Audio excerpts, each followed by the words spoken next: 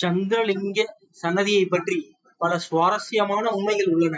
ஒன்று, லிங்கத்தின் அடியில் இமயமலையில் இருந்து உருவாகும் ஒரு பழங்கால காந்த பாறை உள்ளது.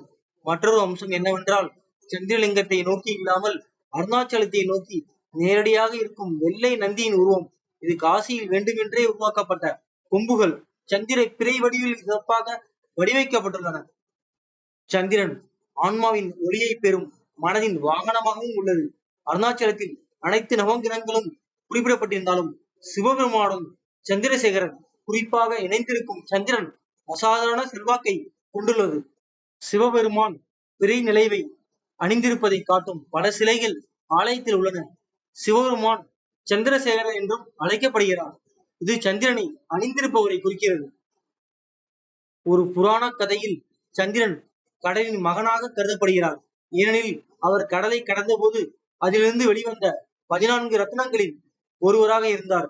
மேலும் தேவர்களும் அசுரர்களும் சிவபெருமானுக்கு பரிசாக அளித்தனர். அவர் தலையில் திரைநிலைவை அணிந்திருந்தார். சந்திரன் ஒரு அன்பான கடவுள். குழந்தைகள் மற்றும் பெரியவர்களுக்கும் மகிழ்ச்சி அளிக்கிறார். முனிவர்கள் மற்றும் பக்தர்கள் சந்திரனில் உள்ள தேவியை வணங்குகிறார்கள். நாளை செல்வத்தை அளிக்கும் குபேரலிங்கம்.